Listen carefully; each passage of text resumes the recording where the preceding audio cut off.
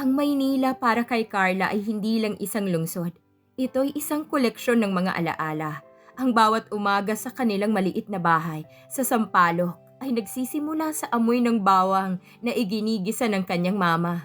Ang tunog ng mga pinggan na inihahanda para sa almusal ay ang musika ng kanyang kabataan. Hindi sila mayaman, pero sapat na ang init ng pagmamahal ng pamilya.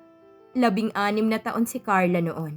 Sa edad na yon, ang mundo niya ay umiikot lang sa pag-aaral, sa kanyang pamilya at sa matalik na kaibigan ng kanyang kuya Mark, si Ethan. Sa bawat hapon na darating si Ethan sa kanilang bahay, tila humihinto ang oras para kay Carla. Madalas ay may dalang merienda galing sa tabing kalsada, mga fishballs, kikiam at soft drinks. Ganito lagi ang routine ng magkaibigang Ethan at si Mark, na kapatid ni Carla, sa tuwing matatapos sila sa paglalaro ng basketball. Si Ethan pawisan ng t-shirt at may malapad na ngiti na nagpapakita ng kanyang pantay na mga ngipin. Ma, andito na naman si Ethan. Ubos na naman ang kanin natin. Biro ni Mark habang tinatapik sa balikat ang kaibigan. Tumatawa lang si Ethan. Siya ang tipo ng lalaking hindi mo kailangang pagsilbihan dahil kusa siyang tumutulong. Siya ang nag-aayos ng pundidong bombilya, ang nagkukumpuni ng sirang gripo at ang laging handang makinig sa mga kwento ni Mama. Para kay Carla, si Ethan ang definasyon ng isang ideal man. Tahimik pero may lalim. Simple at malakas ang dating. Malinis tingnan kahit pawisan at para sa kanya, mabango pa din ito. Isang hapon, nag-aaral si Carla sa kanilang sala. Umupo si Ethan sa tabi niya. Nahihirapan ka ba sa math? Tanong nito. Ang boses ni Ethan ay mababa, parang musikang humahaplos sa pandinig ni Carla. Medyo, sagot ni Carla habang pilit na itinatago ang panginginig ng kanyang mga kamay. Hayaan mo, tutulungan kita, sabi ni Ethan. Sa loob ng isang oras, magkatabi sila. Nararamdaman ni Carla ang init ng balat ni Ethan tuwing nagdidikit ang kanilang mga siko. Ang amoy nito, isang halo ng sabon at pawis, ay tila naging paboritong pabango ni Carla. Doon niya nalaman, sa murang edad na 16, na nahulog na siya ng husto. Dumating ang gabi ng brownout. Ang buong barangay ay binalot ng makapal na kadiliman at tanging ang mga bituin sa langit ang nagbibigay ng munting liwanag sa paligid. Isa-isang nagsilabasan ng mga kapitbahay, may bit-bit na kandila at flashlight, habang ang iba'y nagkukumpulan sa labas ng kani-kanilang bahay. Gaya ng nakasanayan ng kanilang pamilya, inilabas ang mga silya sa bakuran. Ganito palaging ginagawa tuwing nawawala ng kuryente. Nagpapalipas ng oras sa labas, nakaupo at nilalasap ang malamig na hangin ng gabi. Nagkwekwentuhan at nagmemeryenda habang pinakikinggan ang huni ng mga kuliglig. Para bang sa mga sandaling yon, mas nagiging payapa ang mundo. Si Mama at si Kuya Mark ay pansamantalang pumunta sa kanto upang bumili ng kandila. Naiwang kaming dalawa ni Ethan sa ilalim ng puno ng mangga. Tahimik lang siya, nakasandal sa upuan habang ako'y pinagmamasdan ng langit na puno ng bituin. Si Ethan ay sa kabilang barangay lamang nakatira. Matagal na siyang iniwan ng kanyang mga magulang, kaya tanging kasama at nagpalaki sa kanya ay ang kanyang lola. Marahil dahil doon kaya madalas ito na nasa amin. Dito siya nakakahanap ng ingay, tawanan at pakiramdam ng may pamilya. Sa tuwing may brownout, halos otomatiko na itong dumarating. Parang bahagi na rin siya ng aming tahanan. Sa ilalim ng puno ng mangga, sa gitna ng dilim at katahimikan ng gabi, unti-unting nabuo ang mga sandaling hindi ko akalaing magiging mahalagang alaala sa aking buhay. Hawak ni Carla ang isang plastic cup ng juice. Ang puso niya ay tila gustong kumawala sa kanyang dibdib. Alam niyang ito na ang pagkakataon. Ethan, tawag niya. Lumingon si Ethan. Bakit, Carla? May sasabihin ako. Sana huwag kang magalit. Huminga siya ng malalim. Pilit na kumukuha ng lakas mula sa kadiliman. Mahal kita. Hindi lang bilang kaibigan ni Kuya. Mahal kita bilang ikaw.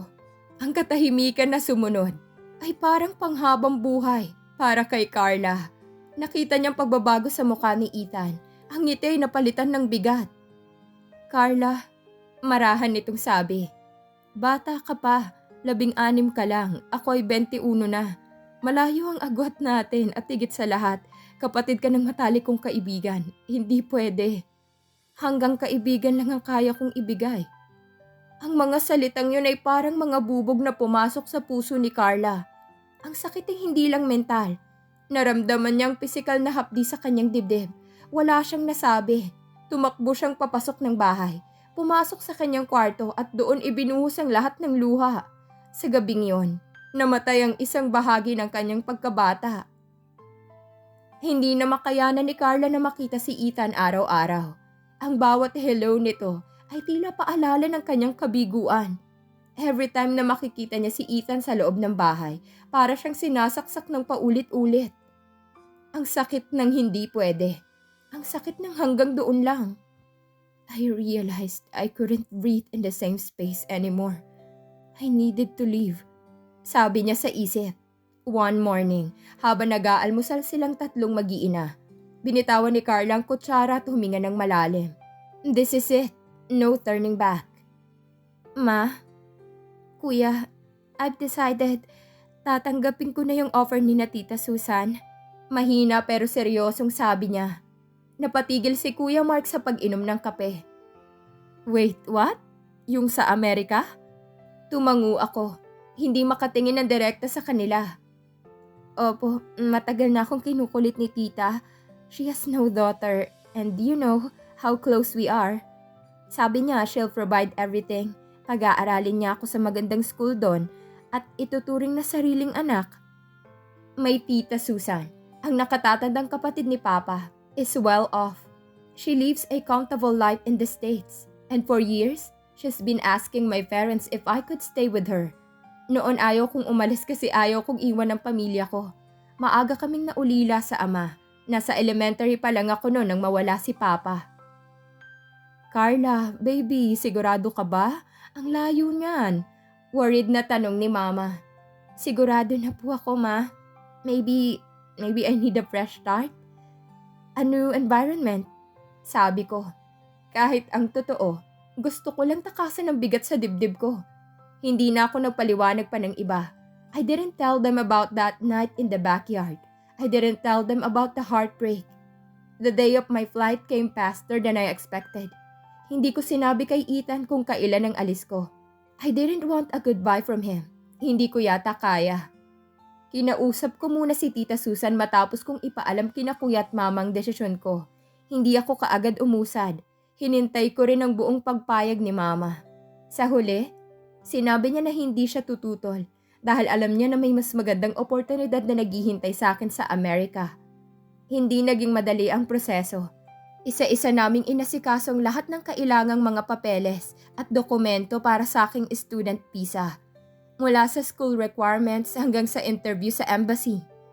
Dumaan kami sa mahabang paghihintay at ilang beses na pag-aalala. At makalipas ang ilang buwan ng paghahanda at dasal, dumating din ang balitang hinihintay ko. Na-aproba ng aking student visa. Pagkalipas ng 5 buwan, tuluyan na akong aalis. Dalang pangarap, takot, at pag-asang magbabagong takbo ng aking buhay. Habang nakaupo ako sa loob ng eroplano, looking out the small window as the city lights of Manila started to fade. Doon na bumuhos ang lahat. I put my earphones on. This time, with music playing. Isang malungkot na kanta na tila nakikiramay sa akin. I was just 16, a young girl with a broken heart, flying thousands of miles away just to forget. Ang hindi alam ni Carla, ang pagtangging iyon ay hindi dahil sa kawalan ng pagmamahal, kundi dahil sa isang lihim na handang baguhin ang lahat. Sa loob ng eroplano patungong Amerika, nangako si Carla sa sarili niya. Hinding-hindi na muli siyang luluha dahil sa isang lalaki, ang pag-ibig ay isang kahinaan, at mula sa araw na yon, tanging tagumpay na lang ang kanyang hahabulin. Pagkaraan ng 10 taon, ang mahiyain at sawi na si Carla ay wala na. Ang pumalit ay si Carla Reyes, isang sopistikadong babae na nagtapos ng may karangalan sa Amerika at naging tanyag sa mundo ng business management. Dahil sa kanyang galing, ipinadala siya ng kanilang head office sa New York upang pamunuan ang kanilang subsidiary sa Pilipinas bilang CEO. Paglapag ng eroplano, huminga ng malalim si Carla. Hindi na siya 16 years old na umiiyak. Ngayon, suot niya ang kanyang mamahaling suit at shades. Handang harapin ang bansang tinakasan niya.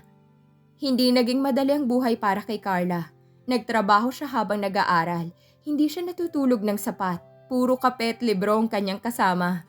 Ngunit ang lahat ng paghihirap ay nagbunga. Nagtapos siya bilang magna cum laude at mabilis na umakyat sa corporate ladder. Ang mahiyain at iyaking si Carla ay wala na. Ang pumalit ay Carla Reyes na isang babaeng matalas ang isip. Malamig ang pakikitungo at walang kinatatakutan sa boardroom. Tinawag siyang The Iron Queen dahil sa kanyang galing sa pagpapatakbo ng mga negosyo.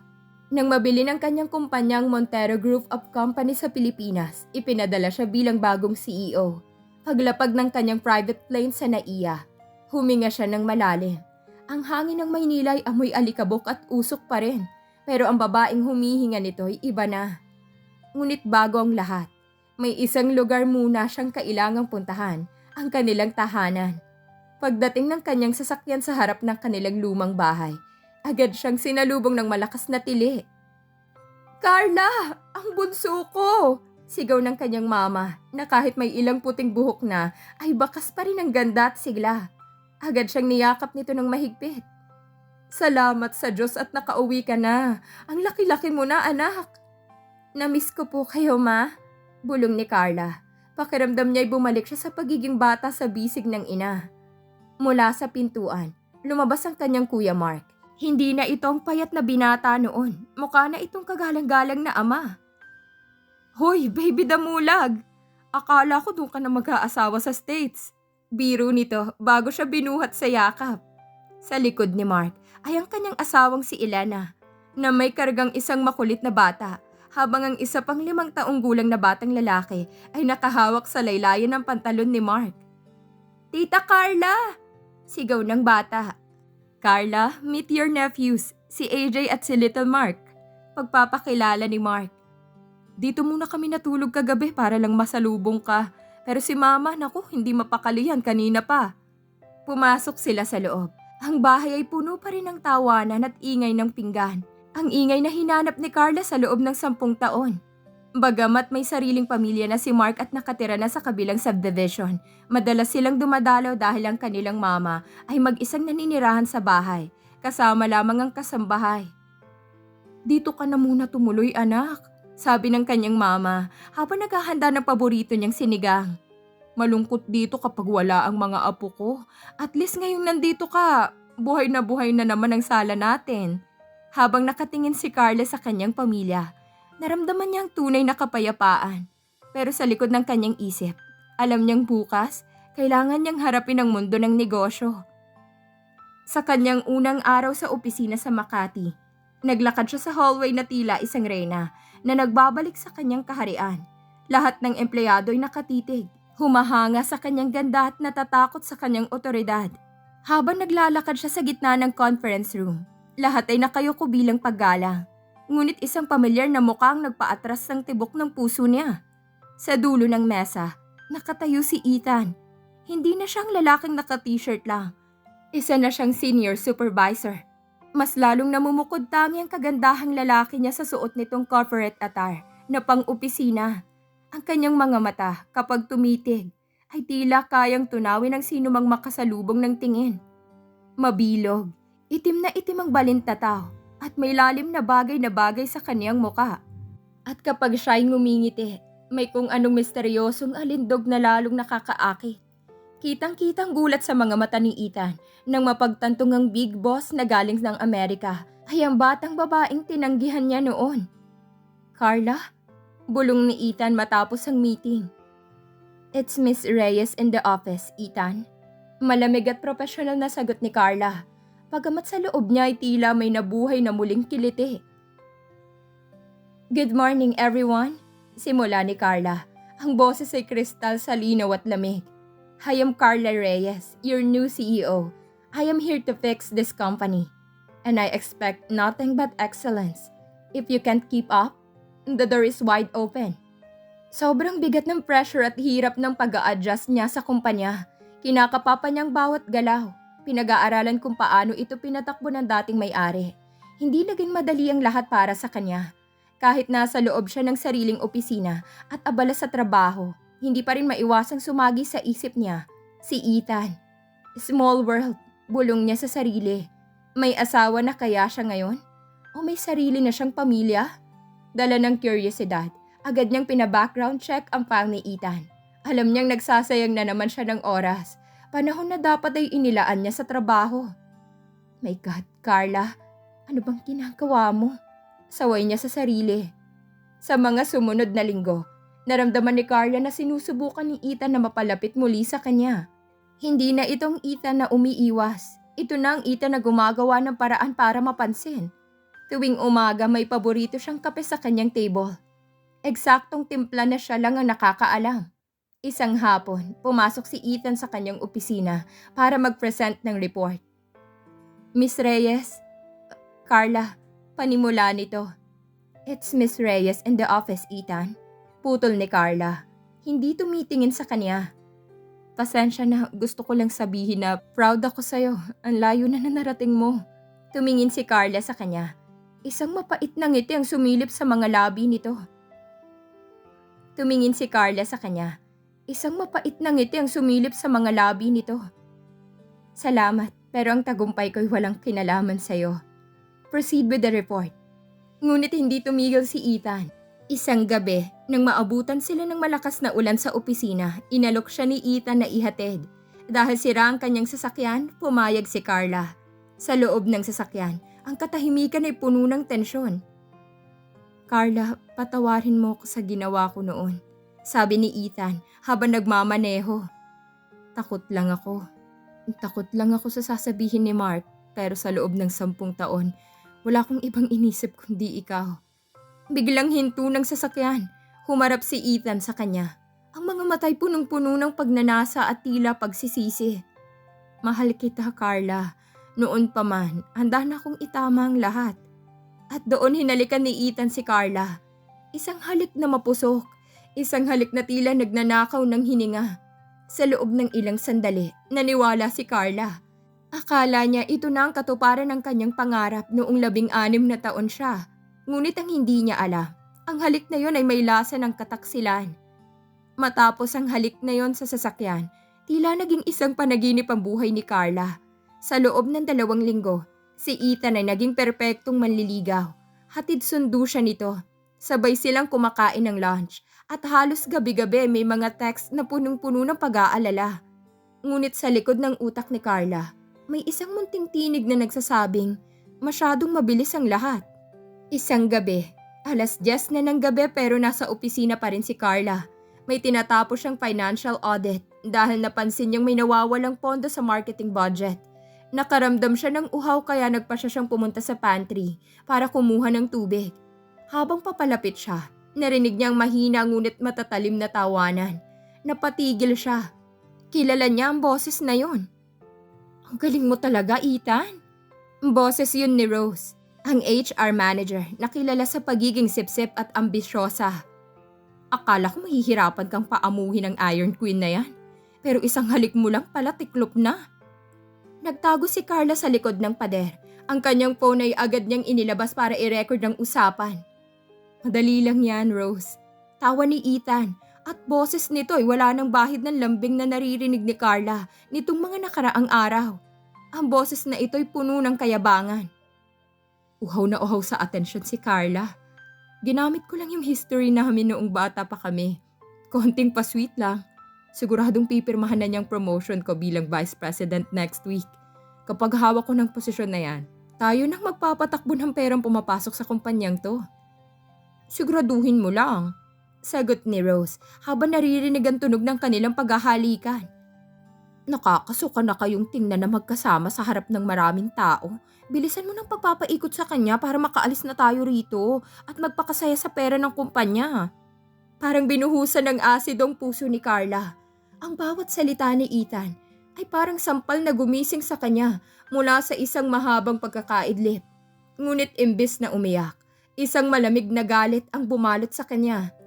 Ngumiti siya ng mapait sa dilim. Gusto niyo ng laro? Ibibigay ko sa inyong laro ng buhay niyo. Kinabukasan, hindi nagpakita ng kahit anong emosyon si Carla.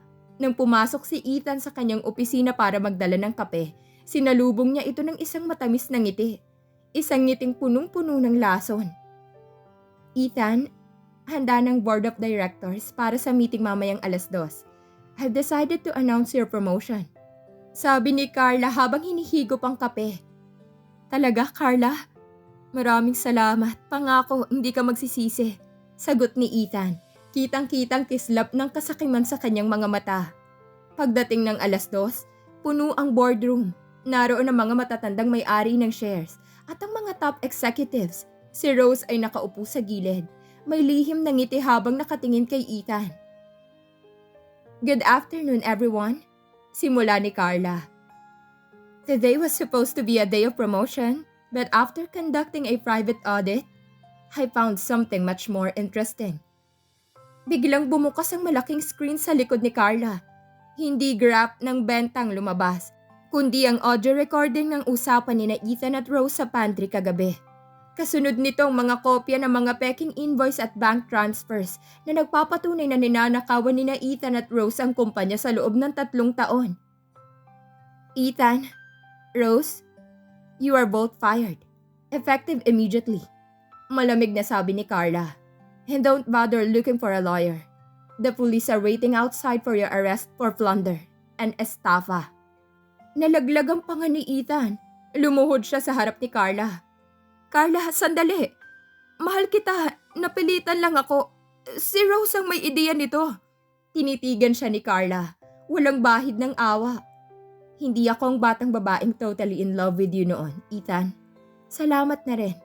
Dahil sa'yo ko mas lalong na-realize na ang isang tao, kung ano man siya noon, hindi garantiya na ganoon pa rin siya pagdating ng araw. Nagbabago ang lahat. Kapag pumasok ng pera at ambisyon, unti-unti, binabago nilang prinsipyo at ang ugali, at pati ang konsensya ng tao. Siguro kasalanan ko rin. Inakala kong pamilya ang turingan natin, na kahit anong mangyari hindi ka magbabago. Pero mali ako. Dahil sa totoo lang, hindi mo naman talaga kami itinuring na pamilya. Ginamit mo lang kami habang kailangan mo pa kami. At kung iisipin ko, ano nga bang ine-expect ko? Wala namang nagturo sa'yo kung paano maging tunay na pamilya. Wala namang humubog sa'yo para malaman ang ibig sabihin ng respeto, malasakit at utang na loob. Masakit tanggapin pero kailangan. Dahil minsan ang pinakamabigat na aral sa buhay ay hindi galing sa kaaway, kundi sa taong akala mo kakampi mo habang buhay. Tumawag siya agad sa security at inutusan. Escort them out. Ayoko nang makita pa sila dito sa kumpanya. Bawat hakbang nila palabas ay dama niya sa dibdib. Parang ang bawat segundo ay nagbabalik ng sakit at pagkabigo. Hindi niya kayang balikan ang alaala ng kanilang panlilinlang at pagkakaiba ng values.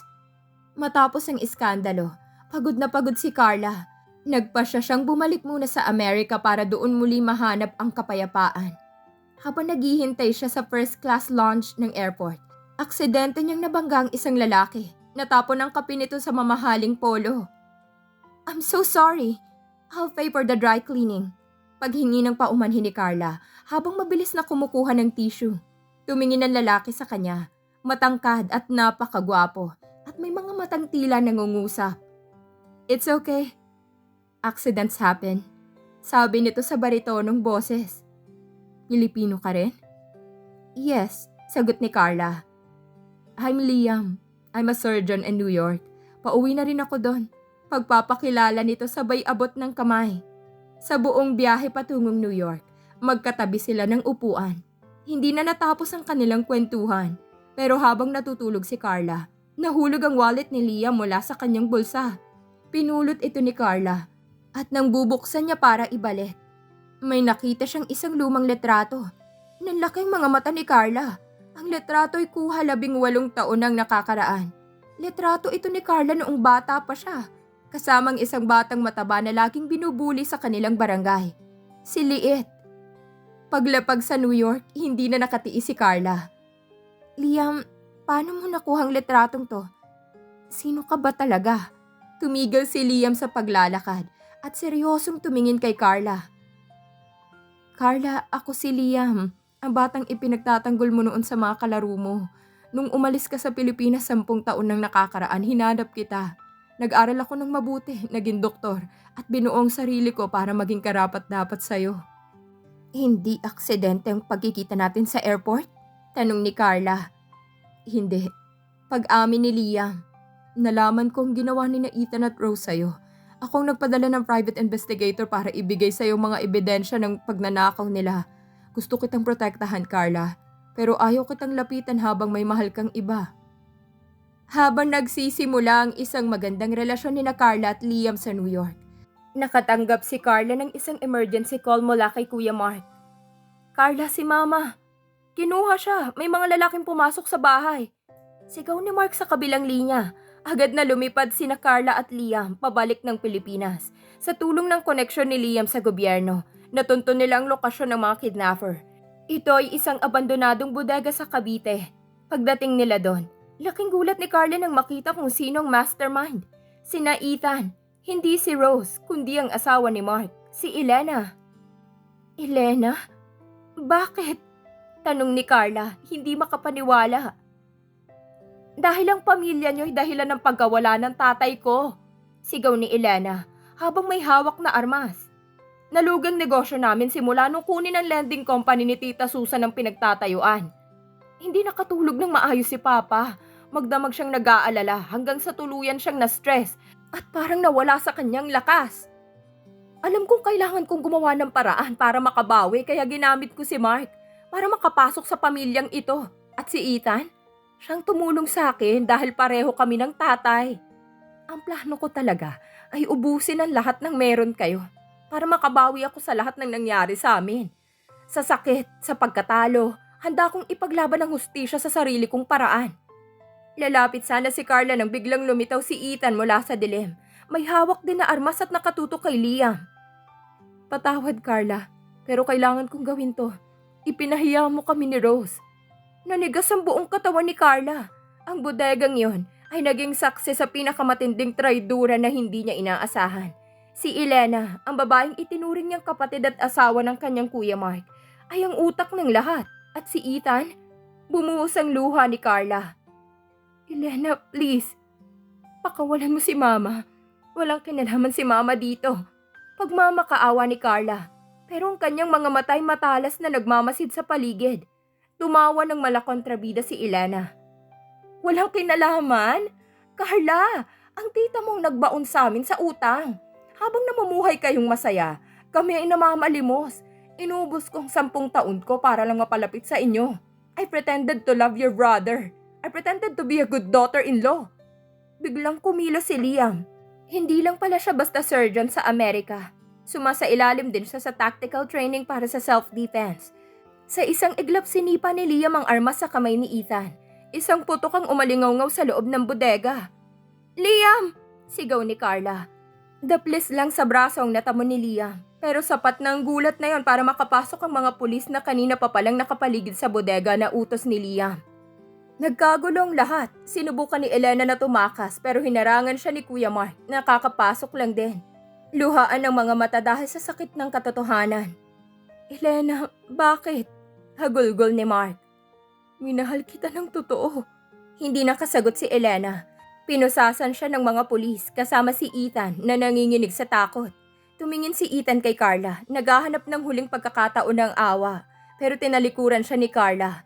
Para sa kanya, tapos na ang lahat ng pahina ng buhay niya kung saan kasamang pangalan ni Ethan. Pagkatapos ng madugong gabing yon, unti-unting bumalik ang katahimikan sa bahay ng mga Reyes. Si Elena at Ethan ay nahaharap sa habang buhay na pagkabilanggo. Si Rose naman ay naging star witness laban sa kanila para mabawasan ang kanyang sariling sentensya. Si Kuya Mark, bagamat wasak ang puso, ay mas piniling mag-focus sa kanyang mga anak. Ang pamilya Reyes ay muling nabuo. Mas matatag at mas maingat. Isang hapon, habang nagpapagaling si Liam sa kanilang rest house sa Tagaytay, dinalahan siya ni Carla ng kape. Ang tanawin ng Bulkang Taal ay tila nagbibigay ng kapayapaan sa kanilang dalawa. Thank you, Liam, for everything. Bulong ni Carla habang nakasandal sa balikat ng lalaki. I told you, Carla, hahanapin kita at hindi kita bibitawan. Sagot ni Liam bago hinalikan ng noo ng dalaga. Handa ka na bang iwan ang lahat ng pait sa Maynila? Ngumiti si Carla. I'm more than ready. Let's start our own story in New York. A story that is real, honest, and filled with love. Makalipas ang 6 na buwan sa New York City, habang bumabagsak ang unang snow ng taglamig sa Central Park, naglalakad ang dalawa. Napakaganda ni Carla sa kanyang long coat at ang kanyang mukha ay wala nang bakas ng lungkot na dinala niya sa loob ng 10 taon. Huminto si Liam sa gitna ng tulay. Lumuhod siya, isang bagay na matagal na niyang pinangarap gawin. Carla Reyes, you are the strongest woman I know. You were a queen even before you met me. But I would be the luckiest man alive if you'd let me be your king. Will you marry me? Sa harap ng maraming tao at sa gitna ng malamig na simoy ng hangin, ang sagot ni Carla ay puno ng init. Yes, Liam. Yes. Naghalikan sila habang ang mga tao sa paligid ay nagpapalakpakan. Sa wakas, ang Iron Queen ay nahanap na ang kanyang safe haven. Ang pag-ibig na akala niya'y isang sumpa ay naging pinakamalaking pagpapala sa kanyang buhay. Sa huling bahagi ng kwento, tingnan natin ang buhay ni Carla bilang isang aral. Maraming dumaan na itan sa buhay natin. Mga taong sasaktan tayo, gagamitin tayo, at itatapon tayo kapag wala na silang mapapala. Pero tandaan nyo, ang isang diamante ay lalong nagniningning kapag ito'y dinudurog at pinapanday ng init. Huwag kayong matakot na umalis sa isang toxic na sitwasyon. Huwag kayong matakot na lumipad palayo para hanapin ang sarili nyo. Dahil minsan, kailangan mong iwan ang lahat para mahanap mo ang taong tunay na magpapahalaga sa'yo. Ang paghihigante ay hindi laging kailangang madugo. Ang pinakamatamis na paghihigante ay ang pagpapakita sa mga nanakit sa'yo na ikaw ay masaya, matagumpay, at higit sa lahat, buo. Salamat sa pakikinig sa kwento ni Carla. Naway magsilbi itong inspirasyon na sa bawat bagyong dumarating. May bahagharing naghihintay. Keep your head up, because a queen never lets her crown slip.